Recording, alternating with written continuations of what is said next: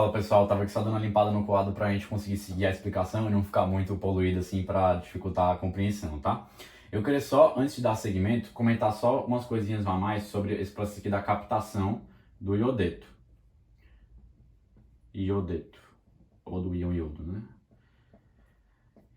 Esse processo de captação, ele é estimulado a aumentar, o aumento dele por um hormônio que eu vou comentar já já com vocês melhor, que é o TSH, tá bom? Então, a ação do hormônio TSH ocorre aqui principalmente nas células epiteliais cuboides aqui, né, que estão ali ao redor do colóide, como eu já tinha comentado com vocês. E acontece o quê? Essa ação do TSH aumenta a captação do iodeto, principalmente ao estimular esse cotransporte aqui de sódio e iodeto, tá? Esse cotransportador, pessoal, depois vocês podem se cruzar, ele também pode ser chamado de bomba de iodo, tá? Pelo menos pelo Guyton é chamado assim. Então seria a mesma coisa, só para facilitar depois a compreensão de vocês quando estiverem estudando, tá? Então feito esse comentário aqui bem breve, para a gente fechar essa parte aqui da captação do próprio iodeto, vamos aqui dar seguimento na explicação. Beleza, Pedro, o iodeto chegou aqui dentro da célula, eu entendi isso, tá bom? Mas qual é a importância disso tudo? Eu ainda não peguei isso ainda muito bem. Então vamos lá, vamos aqui comentar com vocês. E para isso eu vou comentar o seguinte, vocês lembram que lá no começo da aula eu falei que, só comentar aqui, né, complementar aqui, que na substância do colóide, a molécula principal aqui que a gente ia precisar e mais abundante era a própria tireoglobulina, vocês lembram disso? Tireoglobulina, certo? Vou desenhar aqui como uma estrelinha. Tudo bem. Mas como, vocês podem se perguntar, como essa tireoglobulina chegou aqui dentro do colóide? O que aconteceu para ela chegar ali? Então vamos lá. Aqui dentro da célula, das células epiteliais cuboides, ali da glândula da tireoide, a gente tem, como em qualquer outra célula do nosso organismo, um maquinário celular básico. Um maquinário, várias máquinas que exercem diferentes funções. E aqui as principais que eu queria recordar com vocês é o próprio retículo endoplasmático e o complexo de Golgi. Esse maquinário todo, eu não vou entrar tanto no processo, depois vocês podem ver melhor nos livros, eles vão contribuir para que haja uma produção da tireoglobulina aqui, dentro da célula, e que passe aqui pela membrana apical para chegar aqui finalmente no colóide, tá bom? Então vou apagar aqui que não é muito foco, só para explicar esse processo. Como que a tireoglobulina chegou aqui? Tá certo. Beleza, Pedro, a tireoglobulina está aqui e o iodeto está aqui. Tudo bem até aqui. Então vamos continuar. Esse iodeto, ele vai ter que chegar aqui dentro do colóide. Mas por que ele vai ter que chegar aqui dentro do colóide? Porque esse iodeto vai, depois de um processo aqui, um processamento, se transformar em iodo. Eu já vou comentar sobre esse processamento aqui com vocês, não se preocupem. Mas vamos dizer que já passou pelo processamento e se transformou em iodo, tá? Então aqui agora a gente teria no colóide iodo e a tireoglobulina. O que acontece? Esse iodo, certo? Que seria, a gente também chama de iodo oxidado, tá bom? Esse iodo oxidado, certo? E a tireoglobulina são duas peças que vão contribuir para formar um produto final. Então eu gosto sempre de pensar, para facilitar a explicação, vamos pensar na tireoide o quê? Uma glândula tireoide como uma fábrica. Uma fábrica, a gente tem ali várias peças e essas peças vão dar origem a um produto final. Então a fábrica de carros, a gente tem ali, sei lá, o para-brisa, o volante, o câmbio, a gente tem os pneus, tem a carcaça ali do carro, né? A lataria, enfim. Essas várias peças se unem para formar o carro. Então aqui no caso, na fábrica da tireoide, essas duas peças principais aqui, que seria o iodo oxidado e a tireoglobulina, certo? Mais especificamente aqui, os aminoácidos tirosina, que tem na própria molécula da tireoglobulina. Eu já vou... tirosina. Eu já vou comentar isso com calma.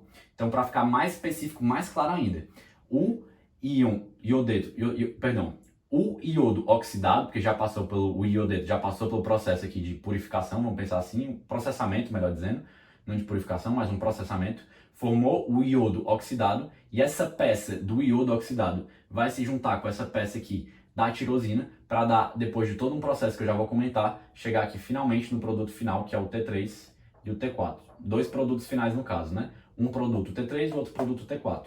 Vamos entender melhor como é que é esse processo, tá? Mas de maneira bem grosseira, é só para explicar para vocês que seria basicamente assim, tá bom? Então vou apagar aqui só para a gente dar seguimento e esmiuçar como é que isso acontece, esse processo todo. Então, vamos lá. Aqui, dentro da célula, a gente vai ter o quê? A gente vai ter justamente o íon iodeto, que ele chegou ali, estava aqui dentro do capilar, eu já apaguei, mas ele estava aqui dentro do capilar, sofreu o processo de captação, está aqui dentro da célula. Esse íon iodeto, agora ele precisa passar aqui do meio intracelular para o meio extracelular, só que aqui no caso agora o extracelular que seria no coloide mesmo, tá bom? Vamos entender como é que isso acontece. Esse iodeto vai se deslocar até aqui, mais ou menos. E o que vai acontecer? Aqui na membrana apical, a gente tem um contratransportador, que eu queria conversar com vocês agora, tá? Esse contratransportador, só escrever aqui, contratransportador, é um contratransportador iodeto-cloreto. Vamos pelo nome. Se é um contratransportador antiporte, um vai para um lado e outro vem para o outro lado. Aqui no caso, como eu quero que o iodeto chegue aqui no coloide, então fica mais fácil da gente lembrar. Como eu quero que ele chegue no coloide, o iodeto vai fazer esse movimento intracelular para o extra, aqui para o coloide, e o cloreto vai vir daqui de dentro para o meio intracelular, contra transporte, tá bom? Vou apagar aqui o cloreto porque para ficar mais, a figura menos poluída, mas entender que ocorre esse contra transporte, tá bom, pessoal? Do iodeto com o cloreto. Agora que o iodeto finalmente chegou aqui, vou pintar de bolinha para ficar mais fácil. Esse iodeto, como eu falei, é uma peça que ainda tem que ser processada para conseguir se juntar ali com as moléculas de tirosina e da tireoglobulina para seguir o processo de fabricação aqui da nossa glândula tireoide. Como que esse iodeto, vou pintar ele aqui, vai passar por esse processamento? Vamos entender agora. A gente tem uma enzima que é muito importante, que vai contribuir muito para esse processamento. Contribui muito não. Se não tivesse enzima, esse processamento não ocorre, tá bom? O nome desse processamento é oxidação, tá? Oxidação, se eu estou processando iodeto, oxidação do iodeto. E essa oxidação vai se dar graças a uma enzima chamada de tireoide peroxidase. Se vocês forem ver a sigla depois, vocês podem se deparar com TPO, tá bom? Então essa enzima vai ser essencial para que haja esse processamento do iodeto, essa oxidação do iodeto, para ele formar o iodo oxidado, tá bom? Então aqui o iodo oxidado, os livros geralmente colocam assim, também pode ser chamado de iodo nascente, vocês vão depois podem se deparar, né?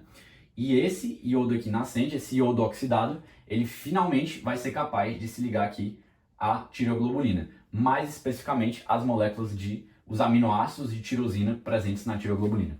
Vamos entender um pouquinho melhor esse processamento daqui agora, que vai ser essencial para a gente finalmente chegar no produto final, que é o T3 e T4. Então vamos lá. Aqui a gente tem, no caso, o iodo oxidado, e aqui a gente tem, no caso, eu vou desenhar um pouco diferente, a molécula de tireoglobulina. A molécula de tireoglobulina tem vários aminoácidos de tirosina. Eu vou pintar aqui de azul, aqui os aminoácidos de tirosina, tá? Que são esses tracinhos aqui. Um parêntese bem rápido, pessoal. Aqui eu estou fazendo o desenho de maneira bem simplificada para facilitar o entendimento e a gente seguir com agilidade. Mas se vocês quiserem ver com mais calma depois, os vídeos eu coloquei até na referência, principalmente o Guyton, enfim, ele traz justamente o quê? Ele vai trazer, esse aqui é a molécula mais química propriamente dita, né? Ali com os carbonos, os oxigênios, para vocês entenderem um pouco melhor. Mas aqui eu vou fazer de maneira um pouquinho mais simplificada, tá bom? Então, vamos lá. Esse iodo oxidado, ele vai se juntar aqui com o aminoácido de tirosina. Quando esse iodo aqui oxidado se juntar aqui, vamos só entender uma coisa importante.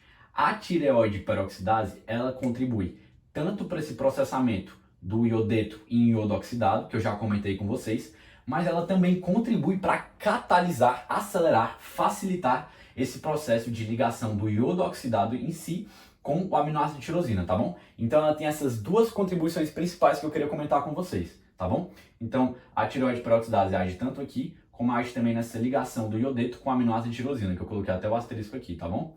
Só para vocês lembrarem também desse ponto. Mas vamos aqui dar seguimento. O que acontece? Também é importante dizer, já falei do processo de captação, e aqui eu vou puxar para falar do segundo processo importante para ressaltar com vocês. Vou botar um 2 aqui, que é o processo de organificação que a gente chama. O processo de organificação é nada mais, nada menos do que esse processo de ligação do iodo oxidado com o aminoácido de tirosina que está acontecendo aqui, tá? Então esse nome chique, organificação, é o nome que a gente dá para esse processo daqui, beleza? Então vamos lá. Esse processo aqui, pensem comigo, a gente tem um aminoácido de tirosina se ligando a um iodo oxidado. Então aqui a gente vai ter a formação de um MIT, que a gente chama. Pedro, o que é essa sigla? Pelo amor de Deus. MIT não é nada mais nada menos do que mono iodo tirosina. Por quê? Entendendo o nome, a gente tem um iodo oxidado, mono iodo, tirosina, ligado a um aminoácido de tirosina, tá certo? Agora digamos que aqui teve outro iodo oxidado e se ligou aqui outro aqui nesse aminoácido de tirosina. Agora a gente não tem mais um MIT, agora a gente tem um, vamos lá. Só pelo nome a gente já vai sacar agora, a gente tem um DIT. Por quê? Vamos entender o nome de iodo. Opa. Iodo. Opa. Vamos lá, pessoal. De iodo, tirosina.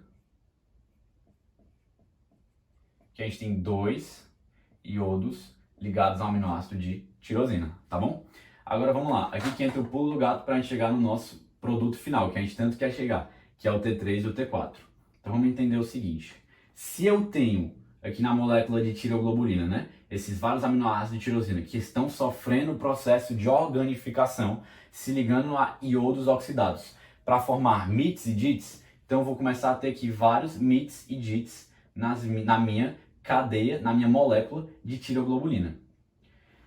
Agora acontece o seguinte, se eu junto um desse MIT com um desses DITs, um MIT com um DIT, um iodo oxidado com dois iodos oxidados aqui com essa questão dos aminoácidos de tirosina, se eu junto um com o outro, 1 mais 2, eu vou ter T3. Agora se eu junto um DIT com outro DIT, se eu tenho 2 mais 2, eu vou ter o T4, tá bom? Então aqui finalmente eu chegaria no meu processamento final. Então aqui eu vou ter formação de DITs, vou ter de MITs aqui, vou botar aqui, MIT, vou ter de T3 e T4 principalmente. Aqui também pode ter a formação, pessoal, de um T3 reverso, só para pontuar com vocês. Eu não vou comentar tanto porque ele não tem um papel biológico tão importante, ele não é tão biologicamente ativo, tá? Mas entender também que pode ter a formação do T3 reverso, que é justamente o quê? Aqui quando eu tiver MIT e DIT, eu posso juntar um DIT com MIT, enfim. E eu vou ter uma conformação ali espacial da molécula química diferente, que vai transformar aquele T3 em um T3 reverso. Não vai ser mais o T3 em si, né? Vai ser o T3 reverso. Então é mais uma questão de conformação espacial. Depois vocês podem ver isso um pouco melhor se vocês quiserem aprofundar. Mas só saber que ele existe aqui, para a nossa aula já está de bom tamanho. Então vamos aqui dar seguimento. A gente sabe o quê? Que agora aqui nessa molécula de tireoglobulina, eu tenho os aminoácidos de tirosina ligados a diversos iodetos e alguns MITs e DITs ligados entre si. Ou seja, no final das contas eu vou ter a molécula de tireoglobulina agora com DITs, MITs e T3 e T4 ligados a ela, tá? Então aqui eu vou colocar TG, para vocês lembrarem aqui que é a molécula de tireoglobulina. E aqui ela vai estar formada agora, sendo formada por DITs, MITs, T3 e T4. Beleza, pessoal? Então a gente chegou finalmente aqui na nossa síntese T3 e T4. Mas acontece o seguinte, eles ainda estão ligados na tireoglobulina. Então eles ainda não estão livres para poder atuar pelo nosso organismo, como a gente quer.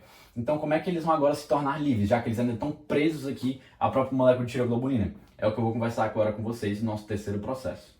Então aqui eu vou apagar só para limpar o espaço, que eu já conversei com vocês sobre esse processo da organificação. E vamos entender como é que isso aqui acontece, tá bom? Aqui eu vou deixar, não tem problema. Então vamos lá. Aqui no colóide a gente tem essa tireoglobulina. Agora essa tireoglobulina é repleta de DITs, MITs, T3 e T4, como eu conversei. E essa molécula zona aqui toda, deixa eu circular ela daqui. Só apagar essa de tirosina que eu acho que já expliquei. Já ficou claro. Essa molécula toda vai sofrer aqui um processo para conseguir entrar dentro da célula, porque a gente precisa que ela chegue aqui. Qual é o nome desse processo? Pinocitose. É um processo que vai ocorrer, não vou destrinchar tanto, mas só para ajudar vocês a entenderem, que aqui a nossa célula epitelial cuboide vai emitir pseudópodes e esses pseudópodes vão englobar essa molécula e trazê-la aqui para dentro, formando uma vesícula. Se a gente está falando de um processo de pinocitose, quando ela for englobada, a gente vai ter aqui a presença de uma, deixa eu desenhar aqui, vou botar aqui a tireoglobulina um pouquinho mais simplificada, tá? A gente vai ter uma vesícula pinocítica. No caso, ela também poderia entrar por um processo de endocitose, tá, pessoal? Mas eu não vou adentrar, não vou aprofundar tanto, depois vocês também podem encontrar nos livros, porque eu encontrei esse aqui como principal, de pinocitose.